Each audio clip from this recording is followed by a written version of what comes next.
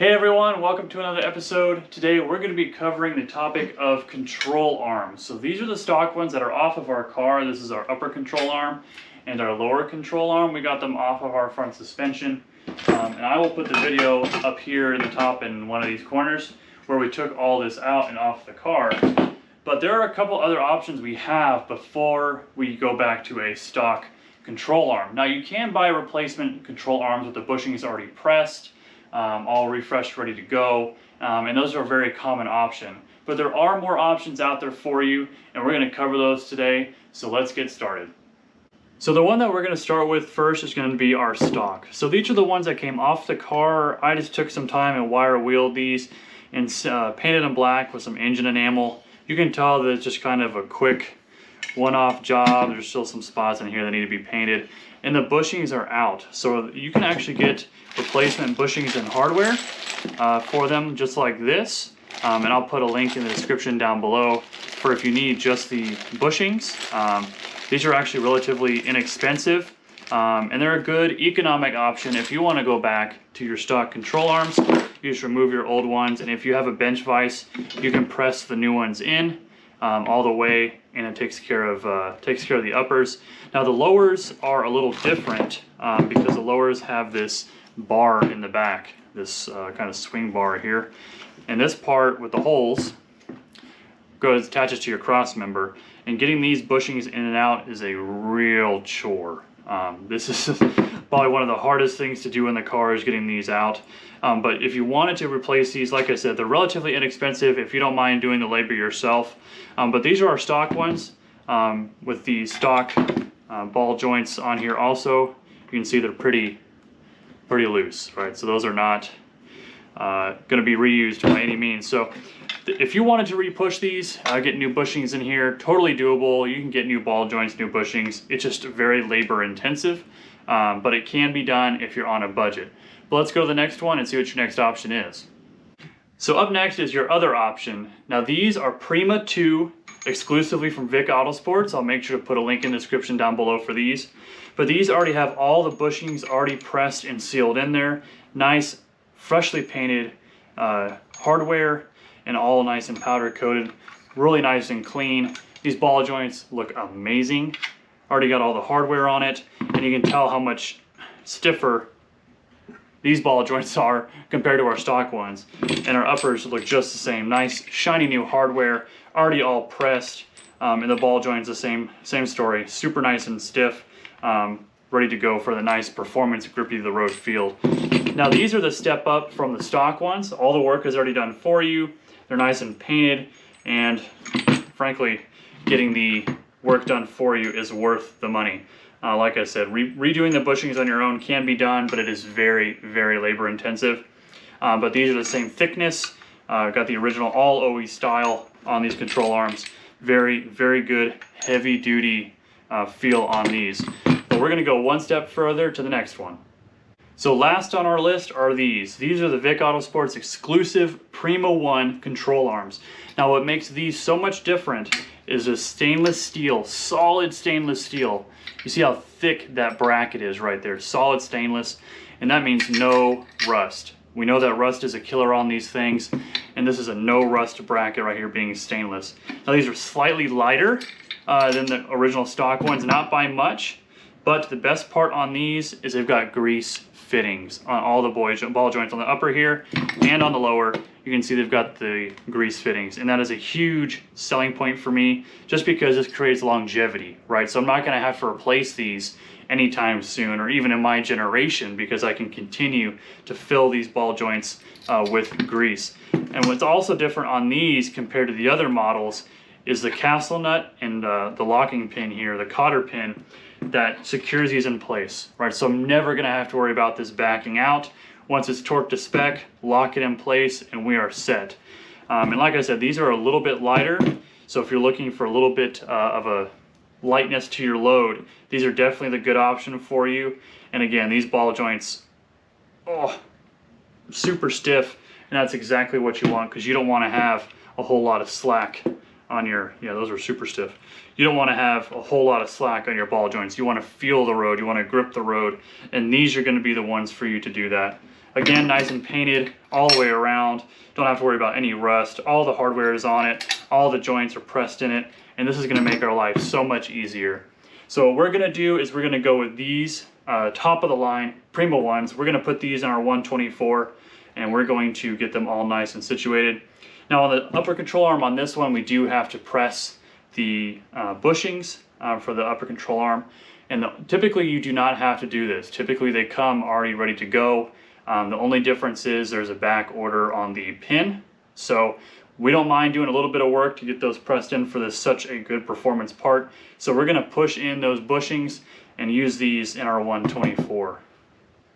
So now we can move on to putting our control arms back on the car. You see we've already got our poly bushings for our sway bar already on, and those are installed. So what the first thing we're gonna wanna do is attach our lower control arm. We've got our shims in place. And these are gonna work its way on here. Like that. I cleaned up the threads on here. That way it gets on there a little easier.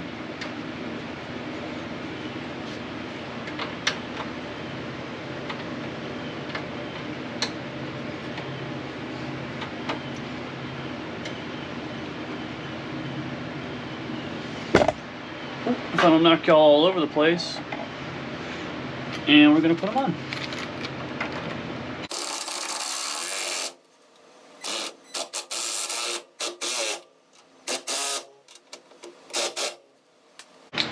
And these get torqued to 43 foot-pounds each.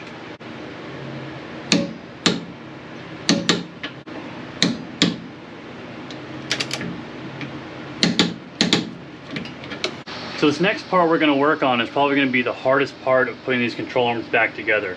But before we even put our top control arm on, we need to put our spring here. Now we have our new lowering springs that we're putting in here. So we need to make sure we compress them. That way they can fit in between this gap, because as of right now they're a little too tall. And the other thing is on these you need to remove this lower bracket. Okay, so it's very important that you remove this bracket to make it easier for you for your spring to be compressed. Now I have our spring compression tool already in here. You do it from the inside, that way you can access it still. You see how it's already too tall, right? So it's not going to fit there.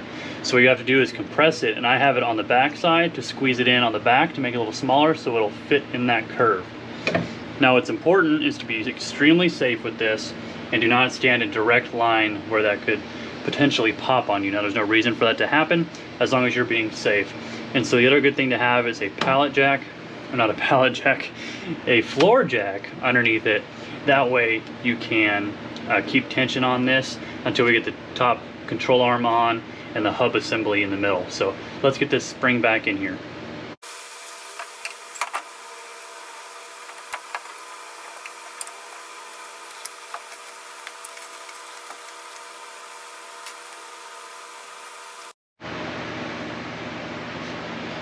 So now's the time where we get our upper control arm in with a nice large retaining bolt.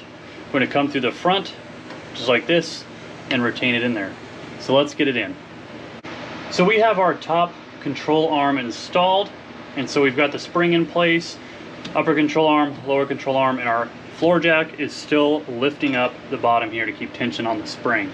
So the last thing we're going to need to do is put the hub assembly on, which looks like this. This right here. The big rounded part is going to be facing forward. So it sits just like this, and the brake calipers are on the back side of your rotors.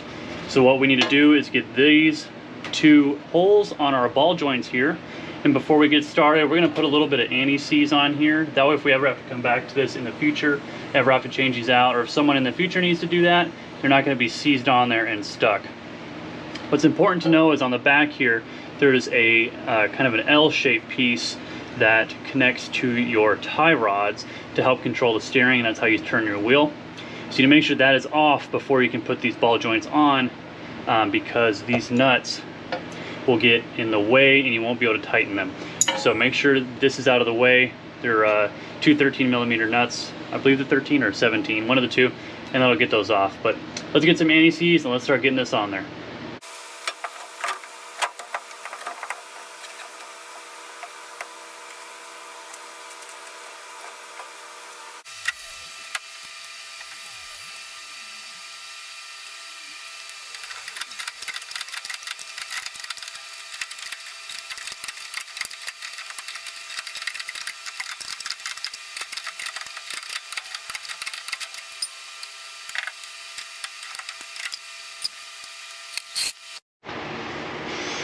Alright, so we're at the point where we've got our castle nuts on. Now there's not a torque spec from the manual on castle nuts. They have these cotter pins that go through the threads just like that. This is a typical castle nut, but you can always get some new nylon ones. These nylon ones, these have the torque spec of 72 foot-pounds. So you could use the castle nut, but it'd probably be a good idea to use the nylon as the manual suggests. Now, if you have your old set of control arms, you can reuse your nylon locking nuts. There won't be anything wrong with that. I just happen to have some nice new ones here, and we'll torque these down to 72 foot-pounds. We'll replace these castle nuts just to show that either way you can use them, but just as a good safety measure, or just trying to keep it more original, you can always go with the nylon ones. But those are 72 foot-pounds, so we'll get them on. So now is the fun part. We get to install our awesome Vic Autosports Sport Suspension Shock, brand new out of the box. We're gonna put this thing in. I am so excited to finally see this go in. So the first thing we're gonna do is take off our nut and locking nut on top, as well as the washer and one of the rubber bushings. Next thing we're gonna do is feed the shock through the bottom of the control arm, up through the middle here, and you'll be able to find the hole where it fits. I'm going to roll our jack forward to hold the shock in place while we screw it from the top.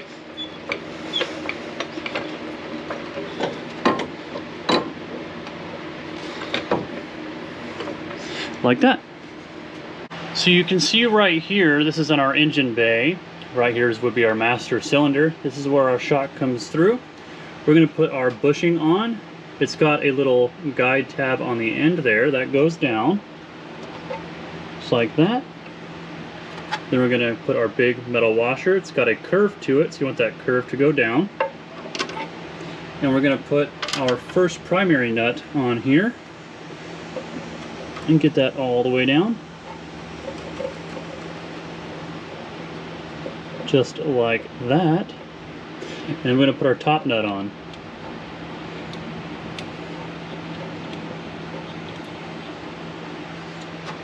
These are 14mm nuts, and we're just going to start tightening them on there. Okay, now let's go to the bottom. So now we're going to remove our jack and scoot it back. Oh, if I don't break it first. Just like this, to be underneath the ball joint. I'm going to put a little bit of tension on it to help lift it just a little bit. Just like that. So now is when we're going to start putting our metal bracket on. So this goes underneath here. You can kind of see it on the edge there. It's going to be going right here, with a washer on both sides and a nut.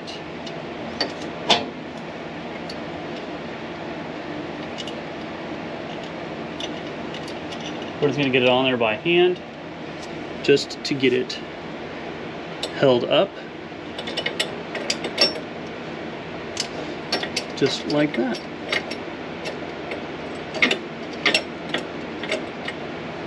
Alright, so we've got that on there.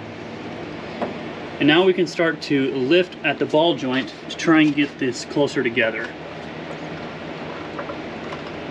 You can see it just start to come through.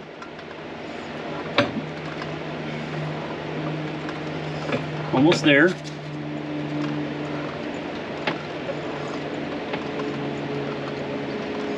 Alright, so what I'm going to do now is these are 13mm. I'm going to start sucking these up because we should be almost there.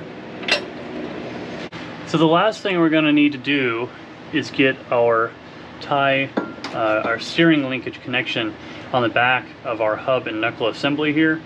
Your tie rod's attached to this spot here. So we need to attach it to the back of our hub assembly because we've had it off so we can attach our ball joints. You'll see these little metal tabs, and those help keep them straight, and they actually work as locking mechanisms as well. So go through like that. Make sure we get the bolts all the way through. There's one. Oh, a little too much. Here you go. There's that one. And we're gonna do the top as well. Not too far. Get the metal tab up. Where are you? Might have to turn it, that'll help. There we go.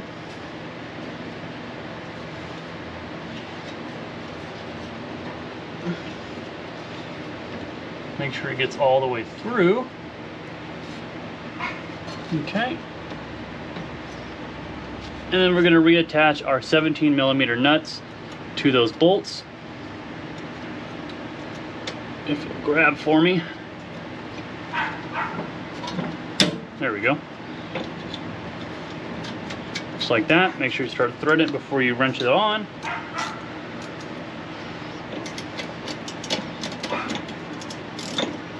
Whoops, helps if I go the right way, huh?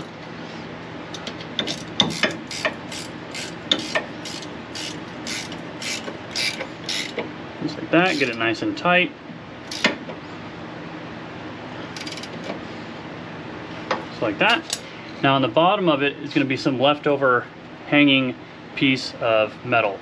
What you'll do is you'll take a flathead or some sort of pry bar, something like this, and you'll take a hammer. I'm trying to see this blind, but it's better like this.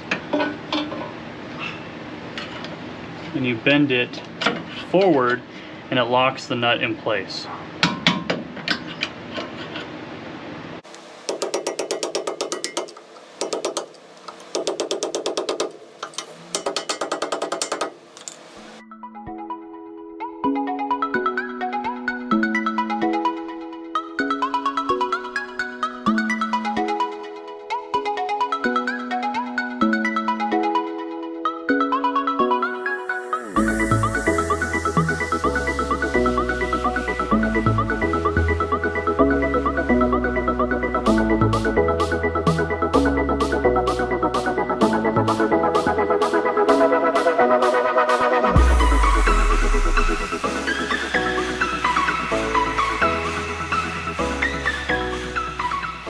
Alright guys, and that's going to do it for this episode.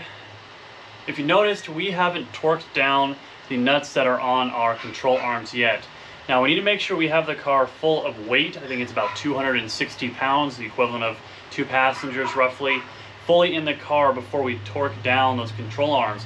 That way we don't put too much tension on them before any weight is put in, and we have a more accurate feel when we're driving the car. So that's why I haven't torqued down the control arms yet, but we do have the torque specs for those. So once we get to that stage with everything in the car, we'll put that extra weight in there, and then we will torque on that suspension.